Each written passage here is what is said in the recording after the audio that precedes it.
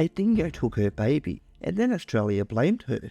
In 1980, Lindy Chamberlain said a dingo had taken 9-week-old Azaria from a tent near Uluru. 2 years later, Lindy was convicted of murder.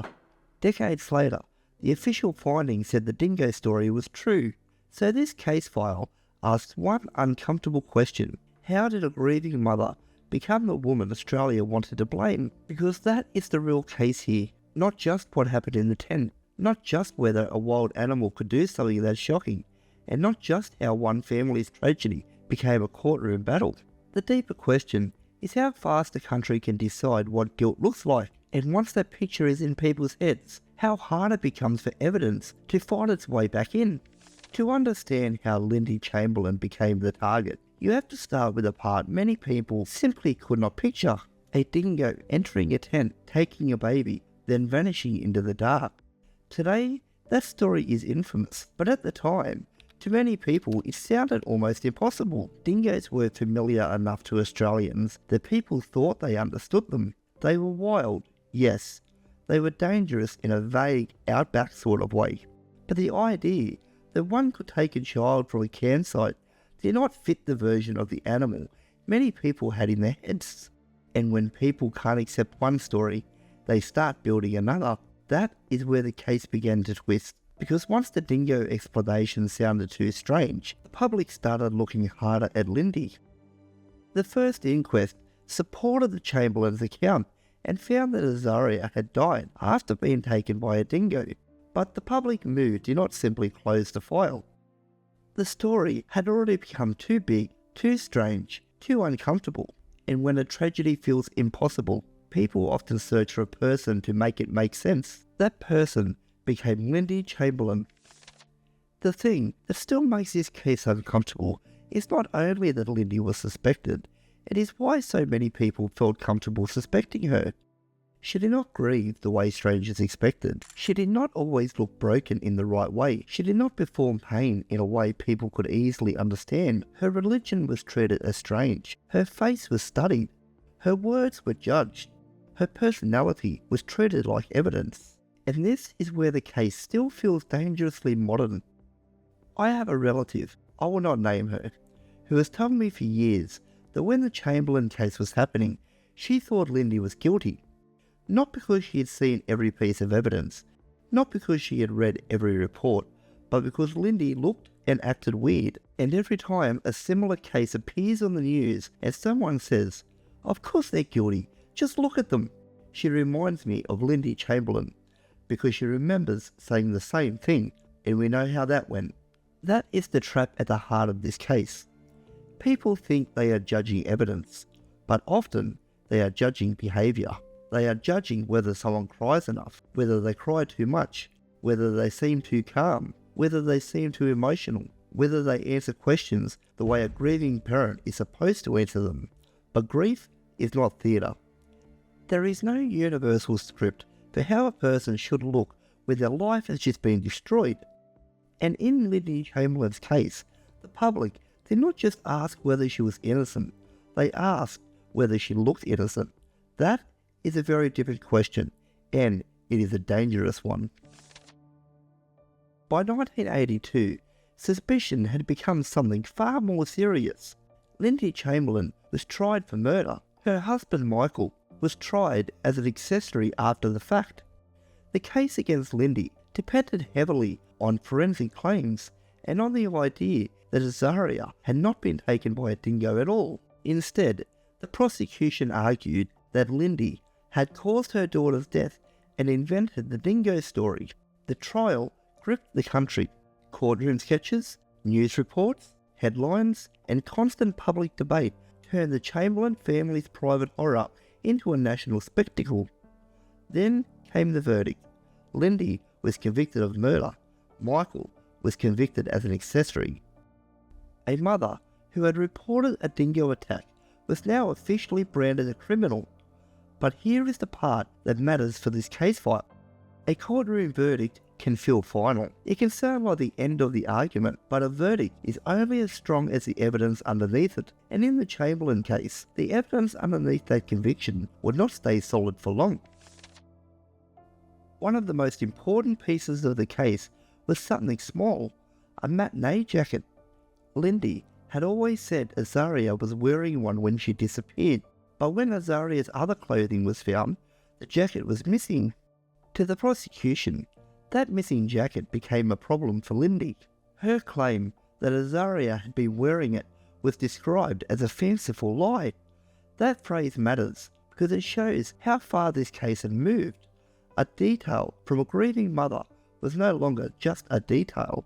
It was treated as another sign that she was inventing the story. Then, in 1986, everything changed. After a separate tragedy led searchers back to the area near Uluru, a small stained matinee jacket was found near the base of the rock. The jacket Lindy had always said existed, the thing she was accused of making up, was real, and that discovery cracked the case wide open. Lindy was released from prison soon after. The jacket did not give her back the years she had lost. It did not repair what the public trial had done to her family. It did not erase the headlines, the jokes, the suspicion, or the prison cell, but it did expose something ugly. The story people mocked her for telling had evidence behind it. The story people preferred had already sent her to prison. When the case was finally reviewed through the lens of later evidence, the Dingo explanation did not look ridiculous. It looked supported. There were dog or dingo hairs linked to the tent and clothing. There were tracks near the Chamberlain's tent. Experienced trackers saw signs they believed matched a dog carrying a load.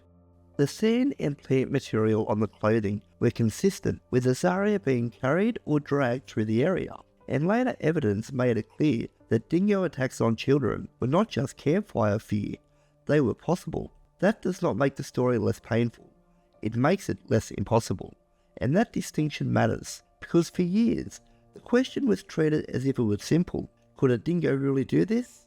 By the final inquest, the official answer was yes. The finding was that Azaria Chamberlain died as a result of being attacked and taken by a dingo. So the real question becomes sharper. If the dingo explanation had evidence behind it, why did so many people resist it? The answer is uncomfortable, because the dingo story felt unlikely, and Lindy felt suspicious, and once those two ideas locked together, evidence had to fight against a story the public already liked better.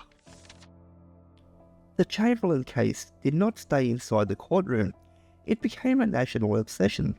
People argued about it in newspapers, on television, over dinner tables, in workplaces, and anywhere else the story could travel. Lindy received letters from strangers. Some were supportive, some were cruel. The case generated jokes, rumours, and a kind of public performance that should make us cringe now, and that cultural show lasted for decades. A few years ago, I met an older Australian woman on a cruise, and she told me a story about trying to enter Canada. When the border officer looked at her passport and saw she was Australian, he asked, "So, did the dingo do it?" She said she answered, "Well, the country is still undecided." She thought the question may have been a test to see whether she was really Australian and not using a fake passport.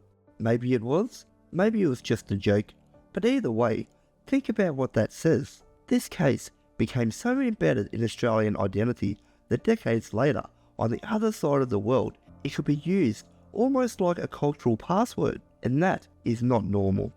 This is what happens when a tragedy becomes folklore before the facts have finished speaking. So, wild ones, here is the question.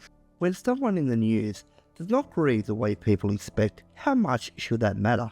Drop where you land in the comments, because this case turns on that exact trap, not whether grief is real, but whether strangers should ever treat grief style as proof, because in this case, the public did not just judge evidence, it judged a woman, and then it kept judging her long after the legal case started falling apart. So what is the evidence verdict? Busted. Not the dingo finding, the case against Lindy. The public suspicion does not hold up. The idea that she was guilty because she seemed strange, cold, too composed, too religious, or not motherly in the way strangers demanded, that does not hold up. The final legal finding was clear. Azaria Chamberlain died at Uluru on August 17, 1980, as a result of being attacked and taken by a dingo. That does not mean every Australian blame Lindy. It does not erase the people who supported her, defended her, or saw the danger in rush to judgment. But the machine around this case, the media pressure, the public suspicion, the courtroom drama, the gossip, the jokes, and the need for a human villain helped turn a grieving mother into the accused face of a national tragedy. And once that image took hold, almost everything about her was forced to fit it. Her calmness was suspicious. Her religion became suspicious. Her clothing became suspicious. Her words became suspicious. Even a missing jacket became suspicious. Until one day, that jacket was found. And the story people thought was too strange started to look a lot more like the truth. Evidence verdict? Busted. The blame placed on Lindy Chamberlain does not survive the evidence. The real case was not only whether a dingo could take a baby, it was whether a grieving mother had to look, sound, pray, and suffer in a way the public approved of before people would believe her. And that is a lesson that still bites. Sometimes, the strongest evidence in a case is not what people saw, it is what they wanted to see. If this case made you think how quickly a public story can become accepted truth, then watch my video on the thylacine next, because that is another Australian case file where blame, fear, animals, and human certainty collided, and by the time the truth became clearer, the damage was already done.